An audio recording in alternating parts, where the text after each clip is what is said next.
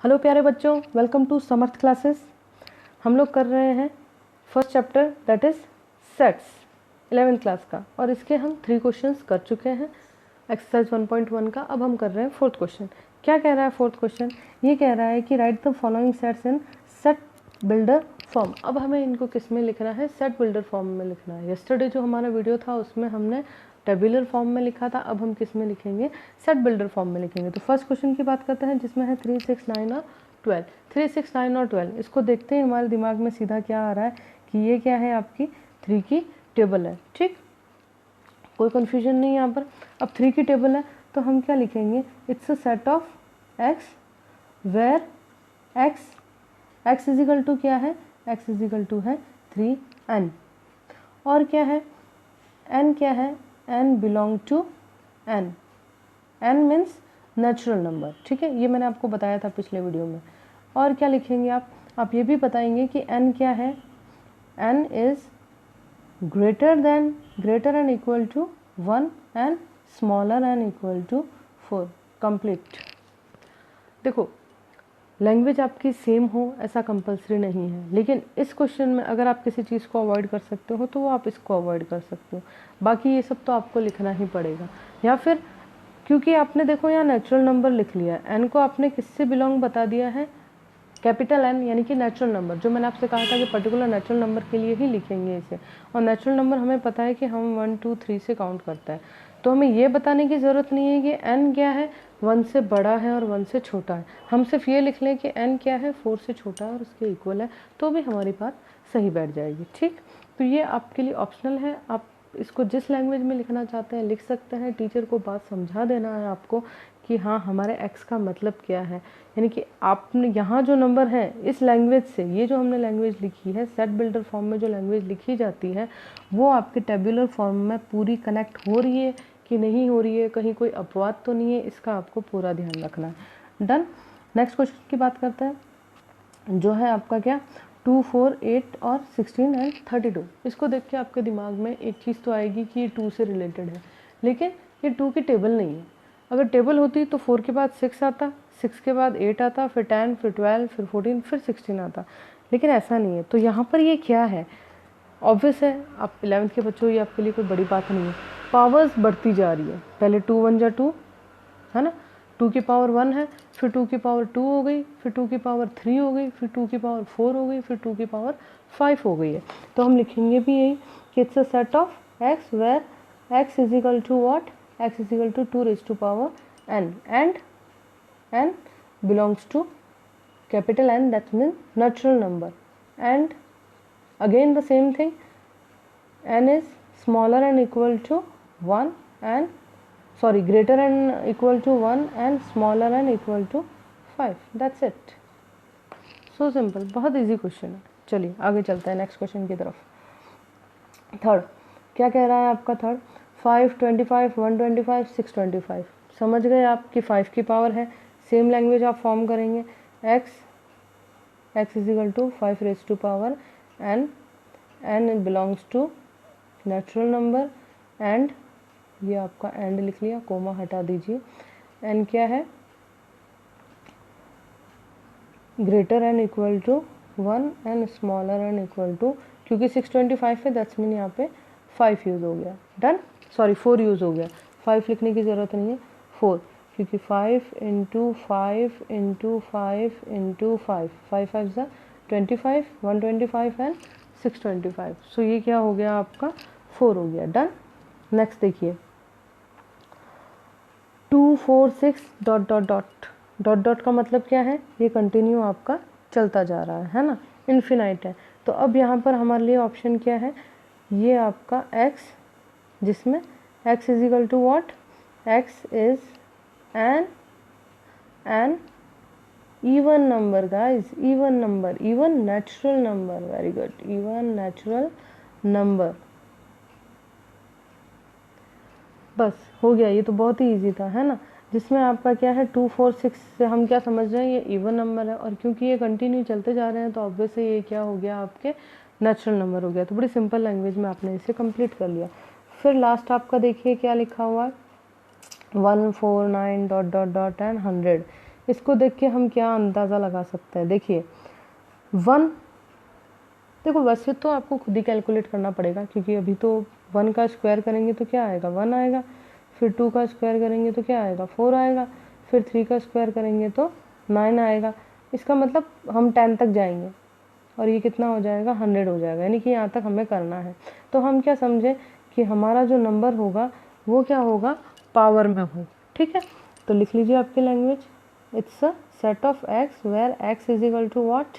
N square. जो भी number हम ले रहे हैं उसका हम क्या कर रहे हैं? स्क्वायर ले रहे हैं। और क्या लिखेंगे? एन क्या है? N belong to natural number and n is greater and equal to 1 and smaller and equal to 10। Done, it's finish. कितने इजी क्वेश्चन थे, है ना? चलिए आगे बढ़ते हैं 5th क्वेश्चन की तरफ। यहाँ आपको क्या दे रखा है? सेट बिल्डर फॉर्म दे रखा है। आपको इसको कैसे लिखना है? आप टेबुलर फॉर्मेट में इसको आपने लिखना है। ठीक है, सॉरी। फर्स्ट लिख रहे हैं हम लोग a is equal to what? क्या कहा है इसने? a is a set of x where x is an odd natural number. Odd number means that will start from 1, 3, 5 और क्योंकि नेचुरल नंबर है तो इन्फिनाइट है, तो अब हम क्या करेंगे? 3 डॉट्स लगाएंगे और इसे कंप्लीट कर लेंगे। That's it.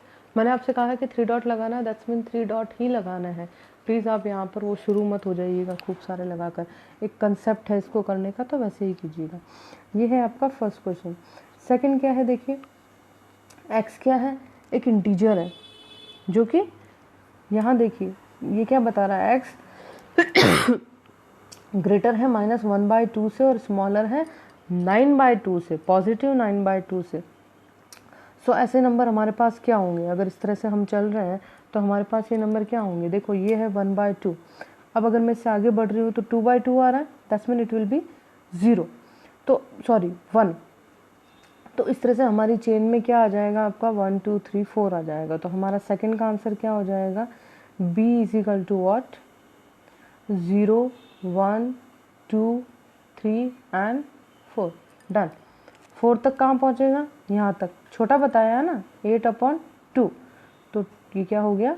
4। इसके लिए 6/, तो इस तरह से हमारी ये क्या चलती जाएगी? आपके चेन चलती जाएगी। ठीक, नेक्स्ट आपका third, C is a set of x where x is an integer.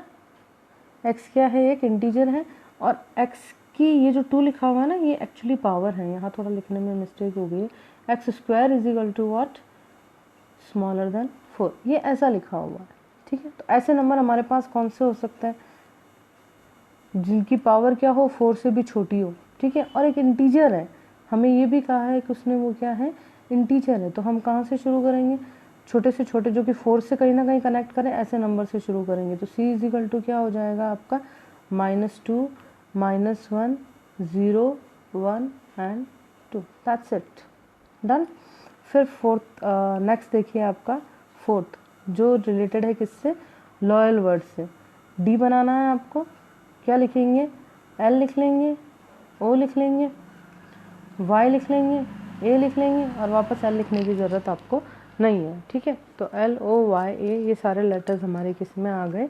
D में आ गए।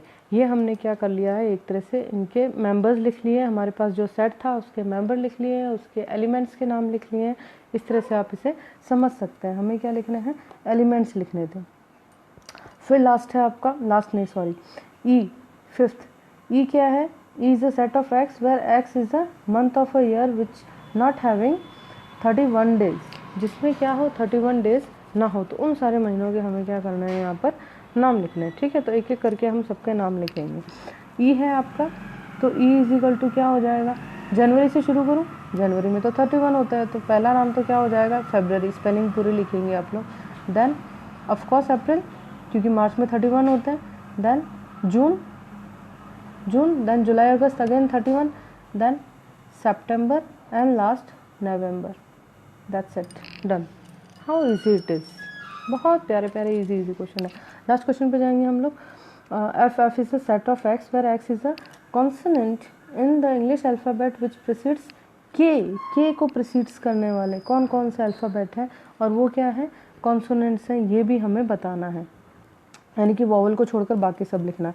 तो ये तो बड़ा इजी, ABCD सबको आती है मेरे हिसाब से। 11वीं क्लास में बच्चे ABCD भूले तो नहीं होंगे।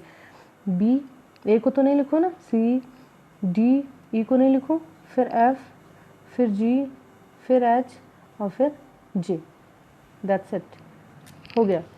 ये भी बड़ा इजी क्वेश्चन था। और लास्ट क्वेश्चन है आपका, जिसका हम हमेशा ही वेट करते हैं, मैच द फॉलोइंग वाला।